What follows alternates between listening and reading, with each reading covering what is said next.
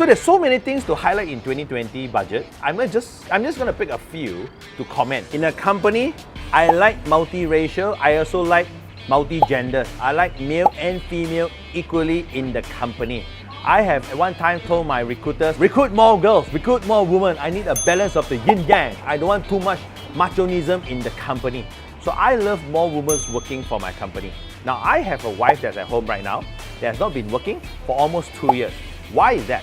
She didn't went on a strike and cannot find job. It's because she has to take care of my son.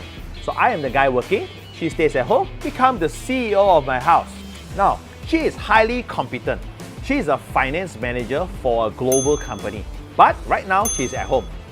So a lot of talented women sacrifice themselves because in a society, men are the breadwinners and we have to go earn money, and women typically sacrifice their career to become a good mother and to take care of the family because that's how society normally is designed.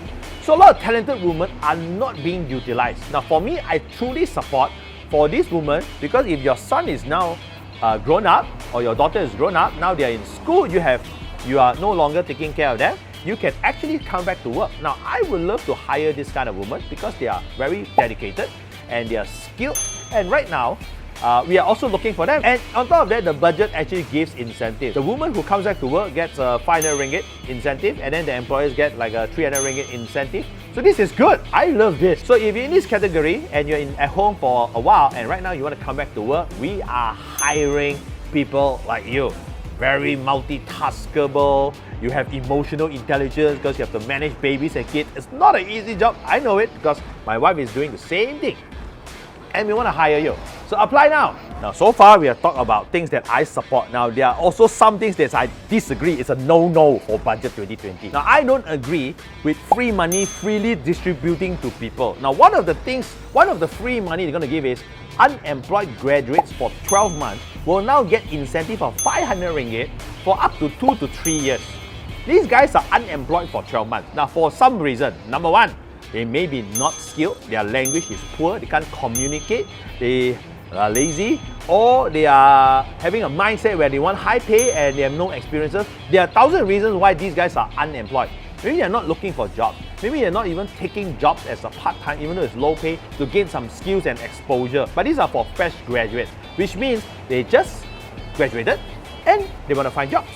So they belong in the category of low skills and low exposure. And yet, we want to pay these guys money so that we can hire them. Now, for me personally, I am an employer. I don't want to hire people that have no great mindset. Now, you may not have the experience. We train young graduates as well. But you must have the basic attitude, work ethics, in order for any employer to hire you. So if you always come late at 9:30, 9:45, no employer is going to hire you. If you play games until 3 a.m. and then cannot get up in the morning, no employer is going to hire you. Every employer want to hire good people or decent people, regardless whether you have skill or no skill.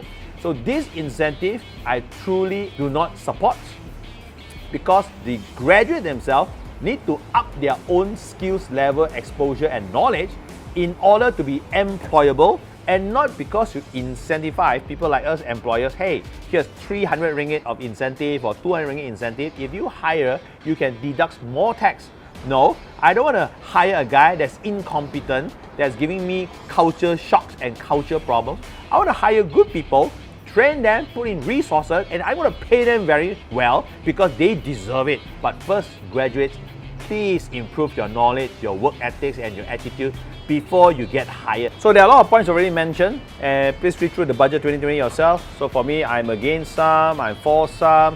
But in conclusion, whatever budget that the government sets is just a plan. So the execution of the plan is more important than the actual plan.